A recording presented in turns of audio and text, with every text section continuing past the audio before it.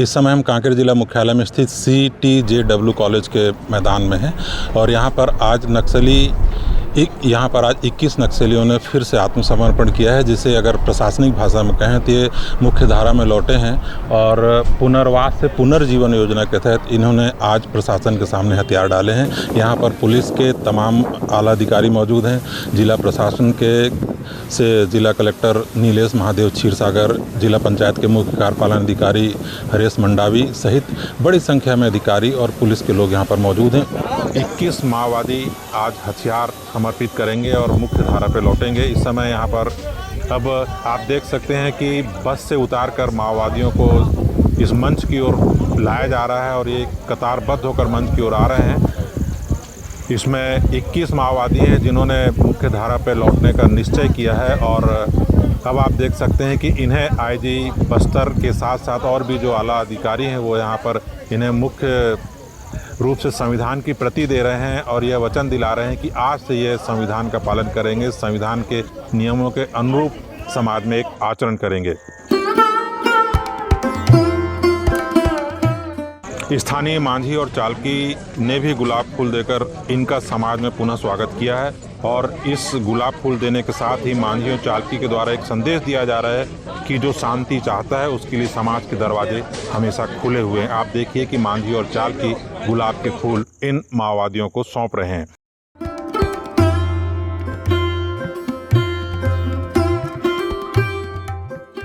जैसा कि आप जानते हैं, इस समय हम जंगलवार कॉलेज जो कि कांकेर जिला मुख्यालय से लगा है और सिंगार घाट में स्थित है, यहाँ पर हम मौजूद हैं और यहाँ पर सरकार की पूना मार्गेम पुनर्वास से पुनर्जीवन योजना बदलाव की एक सशक्त पहल के तहत केसकाल डिवीजन के कुएंमारी और किस्कोड़ो एरिया कमेटी के सक्रिय नक्सली आज 29 अक्टूबर को मुख्य धारा में लौट रहे हैं। क्रूर और जन विरोधी माओवादी विचारधारा का खात्मा और शांति की स्थापना यह प्रमाणित कर रहा है यह अवसर। आपको बता दें कि इस समय जो कुल 21 माओवादी यहाँ पर आए हुए हैं उनमें 4 DVCM और 9 ACM 8 पार्टी के सदस्य कुल 21 नक्सली पूना मार्गेम पुनर्वास से पुनर्जीवन के तहत मुख्य धारा में लौटे हैं। नक्सल सदस्यों की वापसी से केसकाल डिवीजन के अंतर्गत कुएंमारी किस्कोड़ो एरिया कमेटी लगभग समाप्त हो गई है। आज क्षेत्र के समाज प्रमुखों एवं मांझी चालकी की उपस्थिति में माओवादी कैडरों का समाज में पुनर्समावेशन हुआ। इस अवसर पर बस्तर पुलिस महानिरीक्षक Shri Sundarraj P, collector Kanker Shri Nilesh Mahadev Kshirsagar, police अधीक्षक कांकेर श्री इंदिरा कल्याण एलेसेला और CTJW कांकेर के निदेशक, इनके अलावा उप महानिरीक्षक BSF, उप महानिरीक्षक SSB, पुलिस अधीक्षक STF, पुलिस अधीक्षक कोंडागांव, CRPF, ITBP एवं जिला कांकेर पुलिस के अधिकारी गण एवं अन्य अधिकारी कर्मचारी यहाँ पर मौजूद हैं। और इन 21 माओवादियों ने जो 18 हथियार सौंपे हैं उनमें AK-47 3 नग हैं, SLR 4 नग हैं, इंसास 2 नग, 303 राइफल 5 नग, 315 बोर की एक राइफल है और सिंगल शॉट राइफल 2 हैं। इसके अलावा एक BGL भी इन्होंने सौंपी है। आपको यह भी बता दें कि केसकाल डिवीजन के कुएंमारी किस्कोड़ एरिया में ये सभी नक्सली सक्रिय थे। पूना मार्गेम पुनर्वास से पुनर्जीवन के तहत मुख्य धारा में लौटे नक्सलियों पर शासन द्वारा कुल 85 लाख रुपए का इनाम भी घोषित है। पूना मार्गेम पुनर्वास से पुनर्जीवन के तहत मुख्य धारा में लौटे हुए नक्सलियों की जानकारी भी आपको बता देते हैं। सबसे पहले इसमें रमेश उर्फ मुकेश उर्फ मानकेर हुपेंडी है जो DVCM के डिवीजन के सचिव थे और इन पर 8 लाख रुपए का इनाम घोषित था।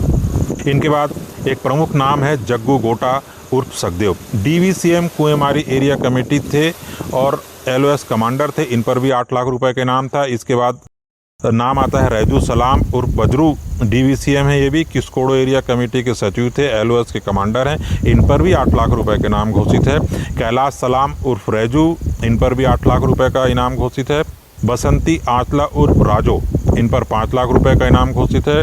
पुष्पा हेमला उर्फ सोमली, इन पर भी 5 लाख रुपए का इनाम घोषित है। दर्शन हेमला उर्फ पोदिया, इन पर भी 5 लाख रुपए के इनाम घोषित है। इनके साथ साथ मनकी बाई जिसे दयावती गोटा के नाम से भी जाना जाता है, इन पर भी 5 लाख रुपए के इनाम है। रमशीला पोटाई, रामा कुंजाम, मंगली मड़काम, सिरनू उर्फ श्रीनू, फरसा उर्फ कोसा, जमली मंडावी उर्फ मुंडे, इन सभी पर 5-5 लाख रुपए के इनाम घोषित है। इनके अलावा अस्मिता मरकाम उर्फ भीमे 1 लाख रुपए की इनामी है। संगीता मरकाम उर्फ भोगामी उर्फ देवे, इन पर 1 लाख रुपए का इनाम। सजोतीन मरकाम उर्फ मोती 1 लाख रुपए। रीना नुरुटी उर्फ गेंजो, शांति हेमला उर्फ पाइकी, जमली मरकाम उर्फ भीमे और सविता मरकाम उर्फ नंदे, इन पर भी 1-1 लाख रुपए का इनाम घोषित किया गया है। कांकेर से आई यह तस्वीरें बस्तर की बदलती तस्वीर का प्रमाण है। जहां कभी बंदूक की आवाज गूंजती थी, वहीं अब लोकतंत्र और विश्वास की बात होने लगी है।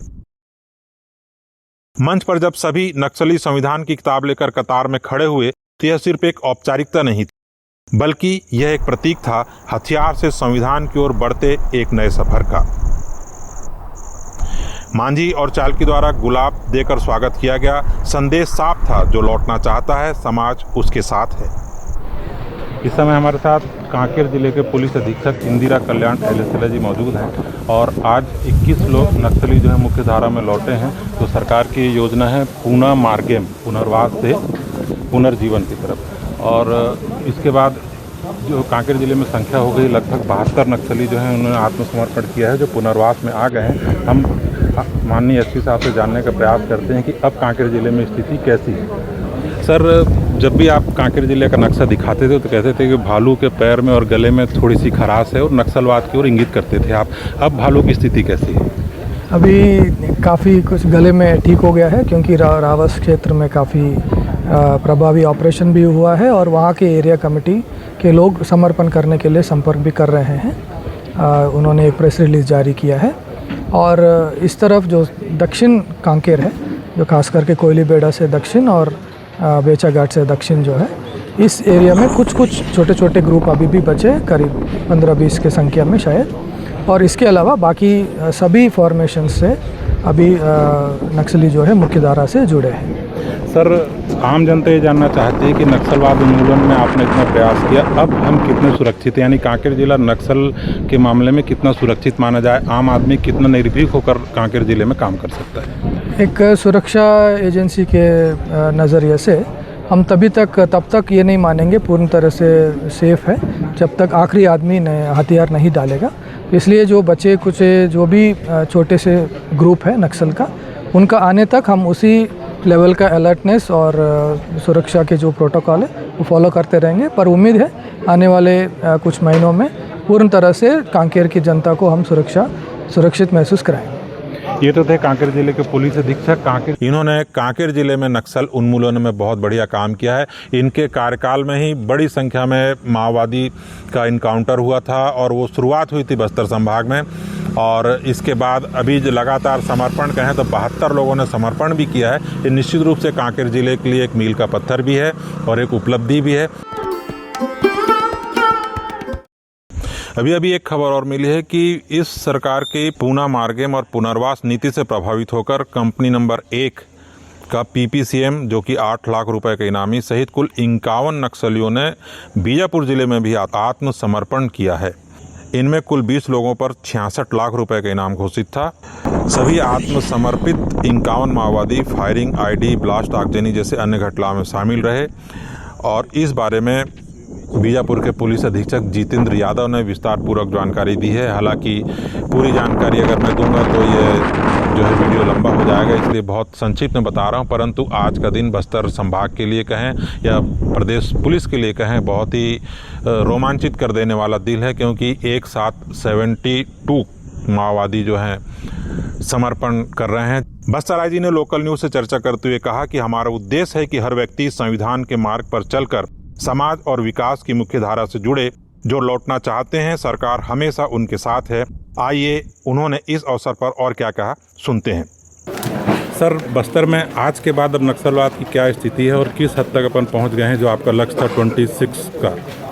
छत्तीसगढ़ शासन और भारत सरकार का स्पष्ट मंशा है बस्तर संभाग के अंतर्गत नक्सल गतिविधि पूर्ण रूप से समाप्त हो और क्षेत्र में शांति व्यवस्था स्थापित हो और विकास कार्य को गति प्राप्त हो। उसी उद्देश्य से लगातार हमारा सुरक्षा बल, जिसमें स्पेशल फोर्सेस का मैं नाम लेना चाहूँगा, DRG, Bastar fighter, STF, cobra और जैसा केंद्रीय अर्धसैनिक बल BSF, ITBP, CRPF, SSB और छत्तीसगढ़ आर्म पुलिस तमाम सुरक्षा बल द्वारा एक इंटीग्रेटेड एफर्ट के माध्यम से काम करता है, जिसके परिणाम वर्ष 2024 में और 25 में काफ़ी सकारात्मक रूप से हमको देखने मिला और आने वाला समय में भी ये प्रयास लगातार जारी रहेगा। लेकिन इस दौरान विगत यदि हफ्ता 10 दिन के अंदर बात देखा जाएगा, टोटल 210 प्लस 21 231 माओवादीकरण ने हिंसा त्याग कर हथियार डालकर समाज की मुख्यधारा में शामिल होने के उद्देश्य से सामने आए थे। उन्हें समाज भी स्वीकार किया।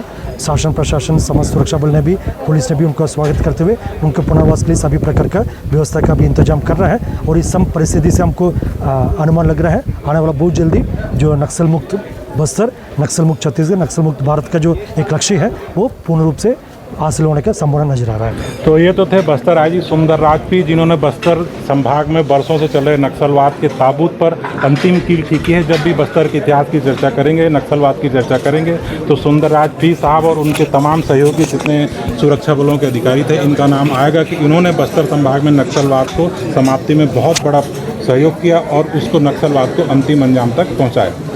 और अब वीडियो को यहीं पर समाप्त करते हैं और मेरा आपसे एक निवेदन है कि हम जो वीडियो आपके लिए तैयार करते हैं उसको जब आप तक पहुंचता है तो कृपया उस पर लाइक करें, कमेंट्स करें, क्योंकि यही आपके तरफ से हमें दिए जाने वाला एक आशीर्वाद है और हमारे लिए कॉन्फिडेंस को बूस्ट करता है, क्योंकि बहुत मेहनत करनी पड़ती है एक वीडियो को तैयार होने के लिए।